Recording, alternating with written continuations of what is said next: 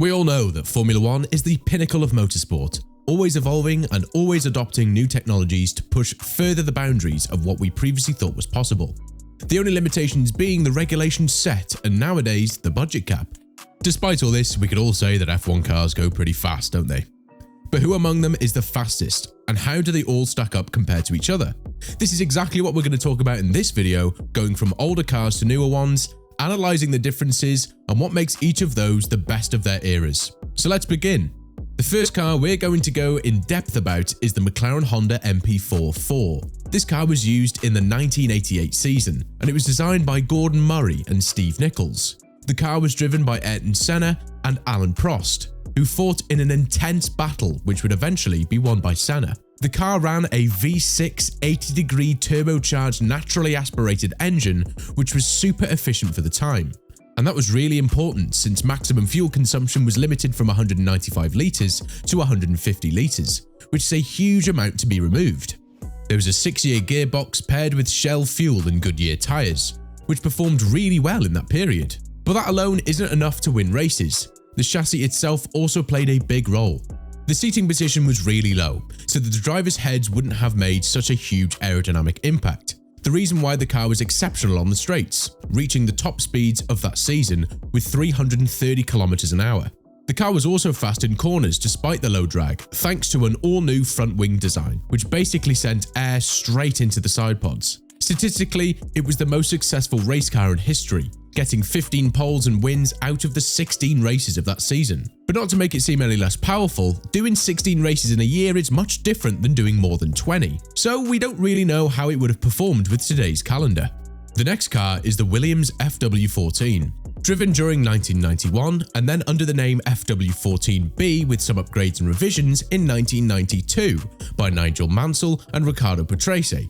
This car was an absolute beast. Despite a few too many retirements due to its unreliability, 9 both in 1991 and 1992, the car was extremely fast and technological for its days. Not only did it run a V10 much more powerful than the engine found in the MP4-4, it also had some one-of-a-kind upgrades that made its victory in the 1992 championship deserved, but also expectable. For the first time ever, electronics were put into a car to help the drivers do better. First, the car came with traction control, meaning drivers wouldn't have to worry about wheel spin as much. Then it came with an active suspension, meaning the car could be lowered or made higher from the ground while the car was in motion, without needing a team of mechanics to take apart the chassis and change out the springs for new ones. Not just that, it also had a semi-automatic gearbox that didn't need a clutch to be operated at full regime, and sometimes used anti-lock brakes, which made locking up a front or rear pretty much impossible, thus making better use of those Goodyear tyres. It won a total of 7 out of the 16 races done in 1991. And 10 of the 16 in 1992. So even though statistically it wasn't really that winning, we could really just shift the blame towards the drivers and not the car. Plus, all the tech on board would have made it a fair competitor to the MP4-4 on track. Next up, we have the Ferrari F2002. Step by step, we're getting closer to our days, so be sure to wait until the end to see the best car of the hybrid era, and that is not what you expect. Now, going back to the F2002, saying it was dominant would be an understatement. It finished on the podium every race in 2002. Every single one of them. It also won 14 out of the 15 races it did in 2002, and 1 out of the 4 it raced in 2003 against newly spec'd cars in the first races of the season. But what made it so powerful? Well, first of all, the drivers were 2 absolute prime Michael Schumacher and Ruben Barrichello, who were able to compete at the highest level all the time.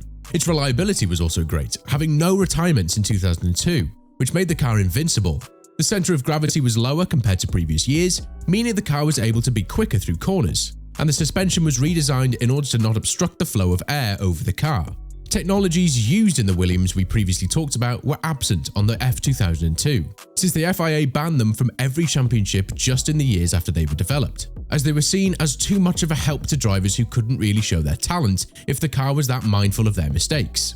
It wasn't only the car that made the difference though, since Ferrari back then was in its prime and the drivers' roles were very clear, like when the team asked in Austria to Barrichello to let Michael pass for the championship, even though it was the 4th race of the season and no competitors were even in sight. It would have probably stacked well against the other two competitors we cited earlier, not only thanks to its 3-litre V10 engine, but also thanks to the short length and agility of the car overall. The next on the list is BRAWN, and this is going to be a fun one. The rookie team, who was in Formula 1 for only one season, but still managed to win both championships with relative ease. The year was 2009, and after Honda F1 decided it was time to retire, the team was bought for £1 and made the new beast on the grid. The car design was simply perfect. While other teams struggled to find legal loopholes around the maximum height of the nose, this one just did what it was told to do and focused on more important things. The engine was manufactured by Mercedes, which at the time didn't have a team in F1, and it was really powerful. But that isn't the most impressive thing about this car. That is the new double diffuser design, which allowed for outgoing air from the car to have less of an aerodynamic impact and made the car over half a second a lap quicker than its competitors. Not only that, the front wing design was also something the designers really focused on, as the two end plates had a weird curvature towards the outside of the car, and that was the icing on the cake when it came to drag. The front wing was so good that when the team got bought by Mercedes the next year, the design was kept until 2016 when it was deemed illegal by the FIA. So this means that BRAWN really did something big without realizing it. The car won 8 of the 17 races it entered. So these aren't the most impressive stats, but when you consider the fact that there was a new management in the team and that the year prior to that Honda was performing terribly, it was an amazing result. It honestly wouldn't stack up that well against the other cars on the list. But that is just because the regulations those years didn't really promote overtaking or pure speed, so the vehicles were all just in this weird state we'd like to forget. Last but not least, as the best car of the hybrid era and possibly of all time is, drumroll please, the W07. Yes, I know you were expecting the W11, so let me just first justify this choice. The car was run by Mercedes back in 2016.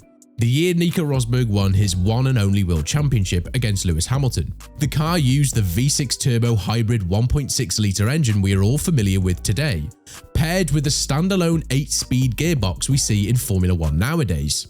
Statistically, this was the second best car of all time, coming just behind the MP4-4 in this battle, but with an incredibly more impressive 19 wins in a 21-race calendar. The car gave us one of the best championship battles ever in Formula 1 with an unexpected finale, which made Mercedes win their 3rd constructors in a row. But why the W07 and not the W11? Well, the simple answer is that the W07 actually followed the rules as intended, with some infractions here and there, while the W11 was that fast only thanks to DAS and engine party mode, which were both made illegal in the next season, when even though the car was kept pretty much the same except for those few overruled components, Hamilton lost the championship. Yes, Abu Dhabi 2021 was unfair, but if Lewis won by such a big margin in 2020 with an illegal car, why didn't he win in 2021 with a legal one? That's weird. Well, that's pretty much about it when it comes to the best F1 cars ever and how they'd stack up against each other. So what do you think? What cars do you think deserve to be on the list? Will there ever be faster cars than what we've seen in the past? Let us know with a comment below, and don't forget to subscribe, because at 10,000 subscribers, we're going to try and build the fastest F1 car of all time and see if it will beat anything already made. No, not really, but you should subscribe anyway.